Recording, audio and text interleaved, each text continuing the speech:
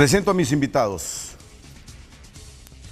El director ejecutivo de la Confraternidad Evangélica de Honduras, licenciado Miguel Muñoz Valeriano. Tengo un sociólogo invitado que viene en camino. Bienvenido, bienvenido, pastor. Es un placer tenerlo aquí en Frente a Frente. Igual al licenciado Benito Benavides, que es asesor de estrategias. Don Benito, muy buenos días, Renato, gracias. Buenos días. ¿Cuánto ha crecido y desde cuándo viene creciendo así exponencialmente los evangélicos en nuestro país? Considerando que los datos de los estudiosos nos dicen que en los 50, 60 inclusive, el 92% de los latinoamericanos eran católicos. La encuesta Le Vote del 2014 se reflejó que la iglesia evangélica en Honduras había alcanzado un 46% de la población a nivel nacional. Y el crecimiento sí, viene comenzando en los años 70 de manera particular, que comienza la iglesia evangélica a medirlo de alguna manera, y desde entonces pues ha sido creciente, a tal punto que las encuestas y los estudios aún por conservadores que sean, le apuntan a ese mínimo del 46% de la población. Los datos establecen que en Latinoamérica 1 de cada 5 personas se considera pentecostal. Hay más o menos 19,000 iglesias evangélicas en el continente, según el Centro Estratégico Latinoamericano de Geopolítica, CELAC, y son casi 100 millones de fieles. En Costa Rica, por ejemplo, las cifras son similares. 62% son católicos, 25% protestantes. En algunos países centroamericanos, sobre todo Guatemala, están cerca de convertirse en mayoría. Ya prácticamente están empatados católicos y evangélicos, pero la tendencia es a que los evangélicos superen a los católicos. En Guatemala, de acuerdo con un informe del 2014 del Pew Research Center, desde 1970, coincide este dato con el del pastor Muñoz, América Latina ha atestiguado una caída de su población católica. Los números son rotundos. De un 92% de la población católica, el continente pasó a tener ahora solo un 69%. Mientras tanto, la cantidad de evangélicos ha crecido de forma exponencial. En muchos países hay como 50 y 50 católicos y evangélicos, cristianos católicos, cristianos evangélicos. En algunos países los evangélicos están a punto ya de estar en el 50%, pero aquí viene la primera pregunta. La transformación en la región es histórica. Durante cientos de años, la iglesia católica tuvo el monopolio casi absoluto de América Latina, que representa todavía el 40% de la población católica del planeta. ¿Cómo se produjo esto? A partir de los 70. Dicen algunos estudiosos que muchos de los misioneros venían de Estados Unidos, donde el movimiento evangélico no solo cuenta con un gran poder económico, sino que tiene conexiones políticas importantes, casi todas ellas con el Partido Republicano, que representa al sector más conservador de la población. Cuando llegaron a nuestros países los misioneros estadounidenses, el objetivo de esos pastores era adoctrinar a la población latinoamericana como un antídoto contra el comunismo. No sé si están de acuerdo que ese crecimiento que comienza a darse a partir de la década del 70 fue promovido desde los Estados Unidos con la llegada de misioneros como antídoto contra el comunismo. Bueno, debemos dar el crédito a que el movimiento misionero y evangelístico llegó a Centroamérica hace ya unos 120 años. Y el caso particular de Honduras, muy cerca de eso, ya 100 años cumplidos para el caso las iglesias evangélicas centroamericanas de la misión centroamericana, que ya han celebrado sus 100 años en el país. Es un dato curioso porque históricamente en el caso de Honduras, en aquellos tiempos la iglesia tradicional estaba muy cercana a lo que hoy conocemos como el Partido Nacional, y de alguna manera la historia de la iglesia evangélica reconoce que la apertura para los misioneros evangélicos se da más bien a través del Partido Liberal.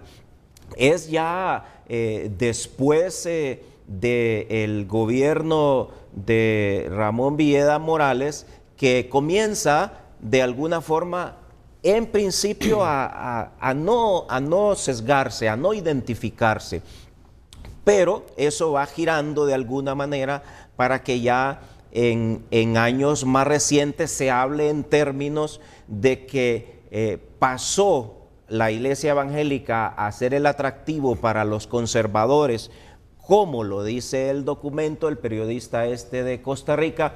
Sin embargo, el fenómeno en Latinoamérica, y con un poco de discrepancia con el autor, apunta más al hecho de que el político en general admite que un número significativo, creciente de evangélicos representa para ellos igualmente un interés político.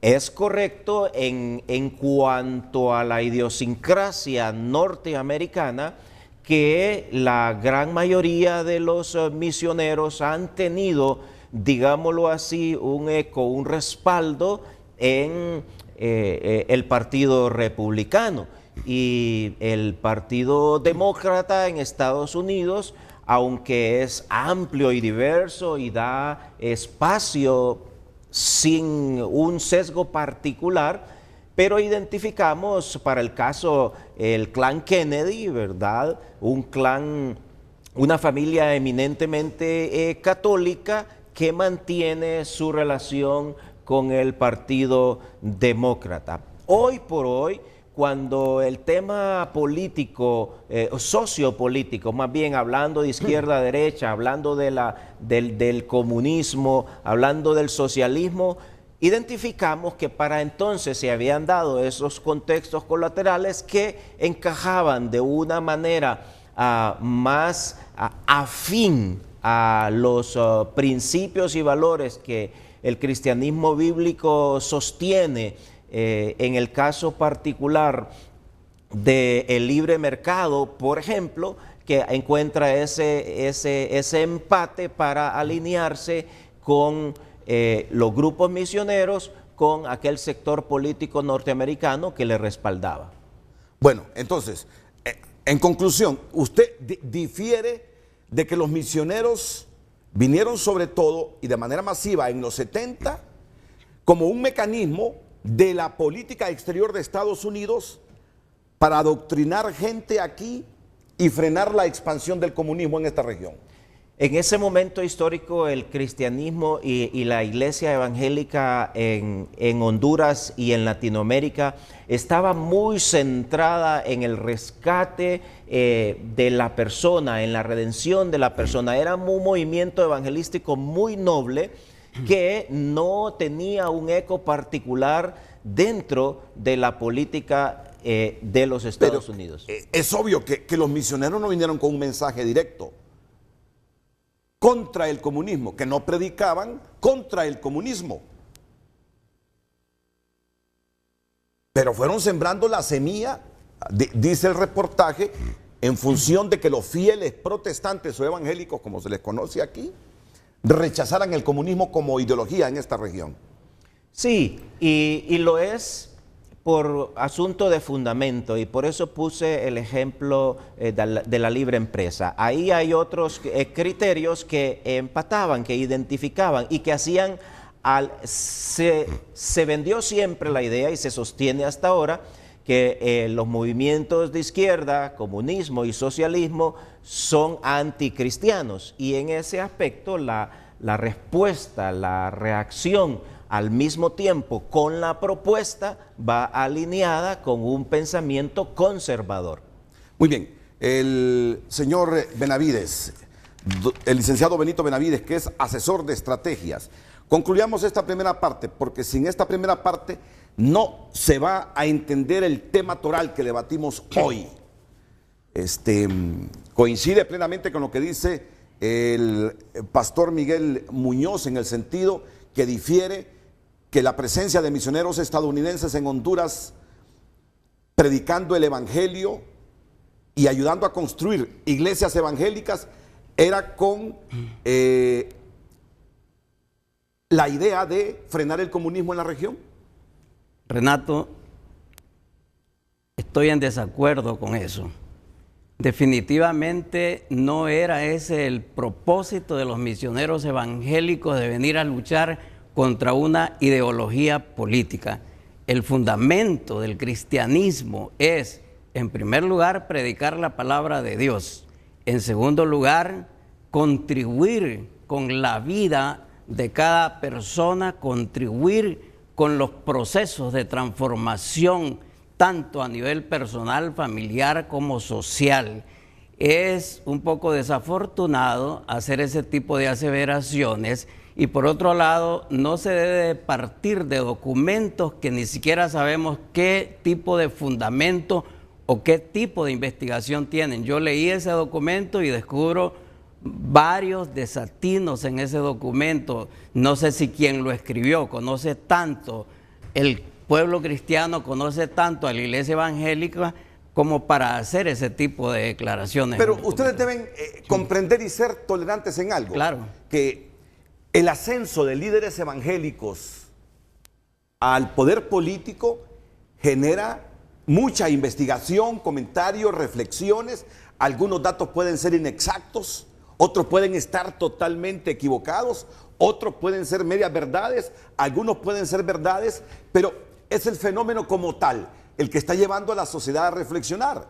Primero, el crecimiento exponencial de los evangélicos en América Latina y ahora el ascenso al poder político. Yo desde esa perspectiva lo veo. Ok. Y además que tengo dos países cercanos, Guatemala, que ya hay un líder evangélico como presidente, y otro que está a punto de ganar la presidencia en Costa Rica. Y es una realidad, ¿verdad? Es una realidad Indiscutible de que el mismo crecimiento de la población evangélica, eso definitivamente genera una serie de personas con diferentes talentos, con diferentes capacidades, que como ciudadanos tienen derecho a tener sus propias aspiraciones, no como una estrategia institucional de la iglesia evangélica en sí, sino como decisiones personales, como derechos que les asisten como ciudadanos. Entonces pueden, imagínese usted, es muy cierto que la iglesia comenzó a crecer en la década de los 70 y mucho más en los 80. Por ejemplo, yo soy cosecha del año 1982. En ese año yo entré a la iglesia evangélica y desde allí yo he observado por unos 35 años o más el proceso de crecimiento que tiene diferentes explicaciones. No solamente debemos de concentrarnos de que obedece a una estrategia de conquista de poder político, porque no es esa la función principal de la iglesia evangélica. Dentro de millones de miembros que ya habemos en Honduras y en otras naciones, lógicamente usted no puede evitar. Luego recuerde que también hay tendencias sociales que a través de la historia se van dando. Entonces, por un lado, el crecimiento se debe a que la palabra de Dios corre, es predicada, y gracias a Dios en este país, como el caso suyo, con tanta apertura que le da a otros grupos, pero también se lo da a la iglesia evangélica. Entonces, aquí somos afortunados que no tenemos prohibiciones para predicar, no tenemos prohibiciones para estar en un medio de comunicación. Entonces, hay diferentes variables que favorecen ese crecimiento, considerando que el primer lugar le corresponde a la palabra de Dios como obra de Dios que corre. Y entonces yo creo que nosotros debemos de sentirnos en Honduras muy contentos, muy satisfechos, que crecen las iglesias de una manera exponencial, como lo dice usted, pero no crecen así las cantinas, los prostíbulos, las discotecas. Entonces debemos realmente estar satisfechos de tener un crecimiento de iglesias en lugar de tener un crecimiento de centros de vicio. Bueno, les digo que las preguntas más fuertes, complejas y difíciles vienen inmediatamente después de la pausa comercial, porque a mí como ciudadano centroamericano no me llama tanto la atención, porque eso he leído bastante y desde hace tiempo el crecimiento de los evangélicos. Pero sí me llama la atención los liderazgos políticos evangélicos que están llegando a la presidencia de naciones aquí mismo de Centroamérica. Y reflexionaba, descartar que surja un liderazgo hondureño evangélico, al igual que ha sucedido en Costa Rica, al igual que ya ha sucedido en Guatemala, ¿es una utopía o es una realidad? Si los fenómenos se están presentando tan cerca, yo ya no miro que sea una utopía. Vamos a seguir adentrándonos del por qué. Ya ellos me lo han anticipado, pero la información que poseo para sustentar y preguntarles a ellos son los objetivos que según algunos sectores se busca con el control político. Y ahí es donde de repente algunos van a estar en desacuerdo, pero de eso se trata el debate. De eso se trata el debate, de dar luces y entender mejor todo este fenómeno que sucede aquí en la región. Volveremos.